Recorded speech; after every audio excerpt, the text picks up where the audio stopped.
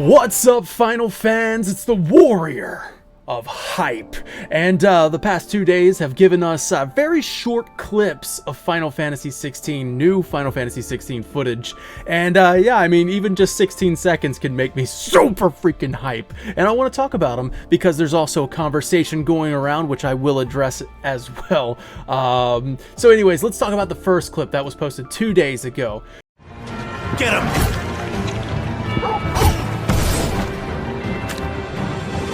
You know what to do, boy. Don't let them get away. We got, I'd like to talk about the audio. First of all, this battle music is great, and it sounds like it's dynamic, because as Clive uses his charged Fyra spell, it sends the enemy flying in the air, and then also the music rises to meet the action, and I just, it sounds so good. I love to hear it. I love to see it. You know what to do, boy. Ryoji on Twitter commented on this tweet I made and said that Soken has confirmed this, that it would be dynamic. Now, I'm not sure, couldn't find a source to that, and then, of course, unfortunately, there was no source provided. So anyways, we can take his word for it because it's just too much of a coincidence when the aerial combo starts, the music rises to meet the action. I love it. Visually, this game is looking phenomenal, baby. I am just so impressed with how it's looking, to be honest with you. I'm going to talk about it a little bit more later, but as far as this battle goes, you have Clive charging up a Fyra spell. So I think we're kind of going with that Stranger of Paradise type thing, where you can charge your black magic according to your icon, so fire for Phoenix, but then it charges to a Fyra if you're holding it down. But you can see Clive's fist as it's burning, so maybe you're holding that button as you're waiting to execute the command, and as soon as you do, Fyra goes out, and as soon as Fyra hits the enemy, you can press up on the D-pad for Torgal to sick the enemy with a precision sick. The enemy's flown up in the air, and you can do a Phoenix shift, which you go to begin an aerial combo, and upon landing that downward thrust, you tap down on the D-pad, and Torgal does a Ravage command. I just see so many different combinations here. Ravage appears to send the foe up in the air as well, and that could begin an aerial combo. So it's all very stylish and very fun. There's a big bull-like enemy in the background with a path leading up the cliff behind him, so it's good to see some verticality in the exploration. I saw Turquoise Hammer had made a tweet about that recently, so here's hoping for more on that.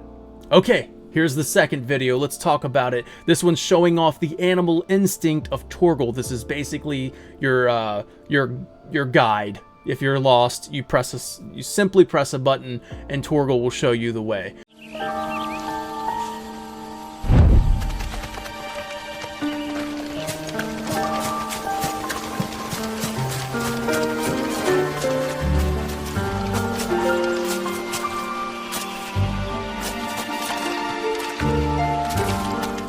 Audio first, because the music is beautiful. It's ambient. It reminds me of, I don't know, man, like a classic dungeon or a classic Final Fantasy. And you know what? Night Sky Prince agrees. He points out that it sounds reminiscent of Find Your Way from Final Fantasy VIII.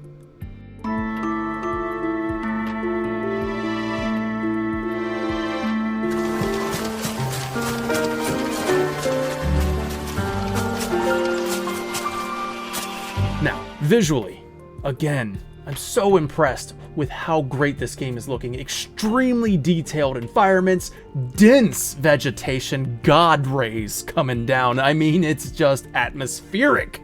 The wet ground even disperses the blood of this enemy dog here. I wonder if weather is going to be dynamic in this game. In one of the first batches of the screenshots, we do see Clive running in a downpour of rain. I know this is a rainforest-like area, so it makes sense to be soaked. Anyways, I think Torgal may be showing the player a secret passage here.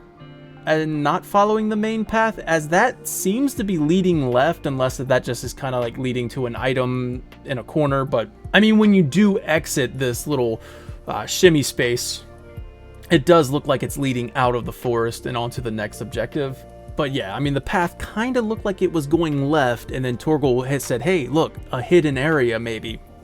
And that could explain the design choice of this squeeze space.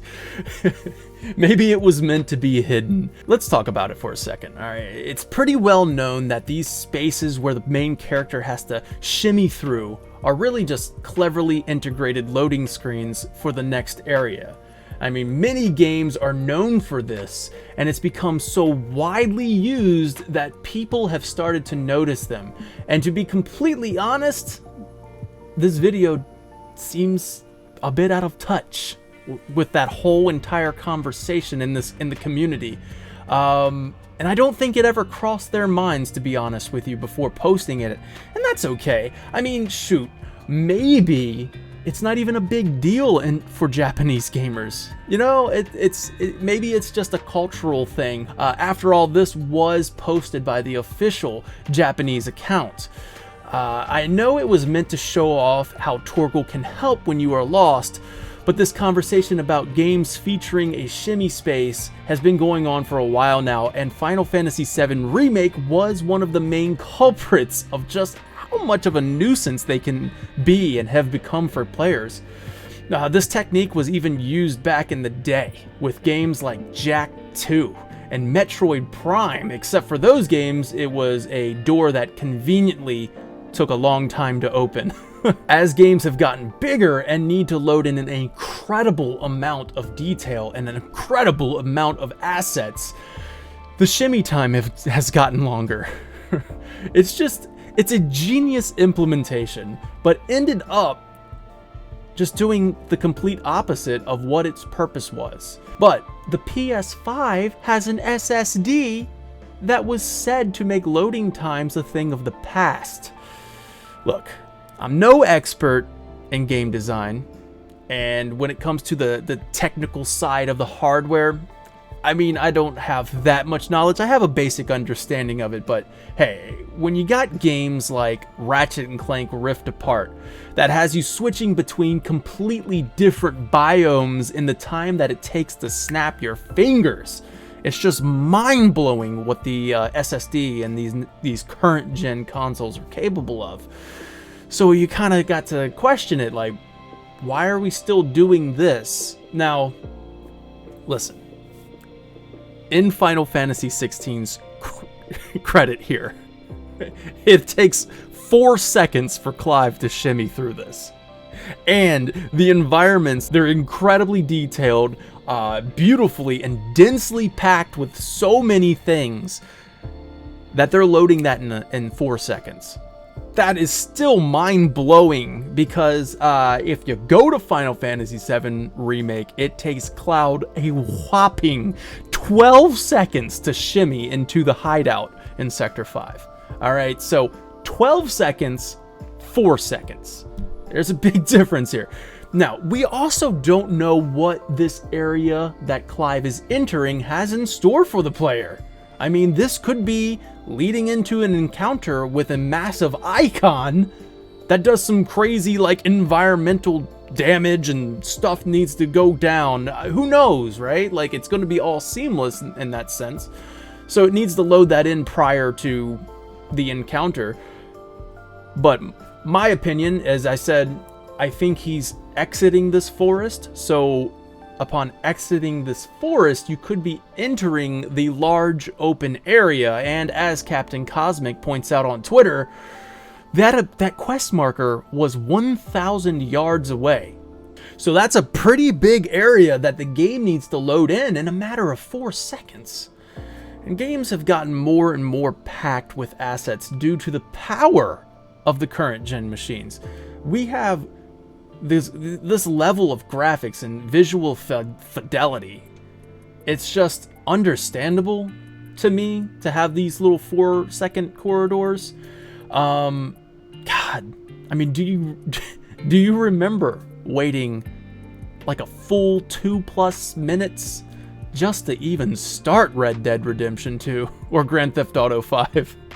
I mean, and of course, Final Fantasy, if we're referring to that, I mean, Final Fantasy VII Remake, Final Fantasy 15, these loading corridors got to be so long because of how much is being packed into the next area, and then it needs time to load that. But thankfully, these current gen consoles have gotten these loading corridors to the point where they used to, the original intent of them was to load something quick without breaking the immersion, and I think that's what we got here. So let us be thankful for the 4 seconds that we must shimmy.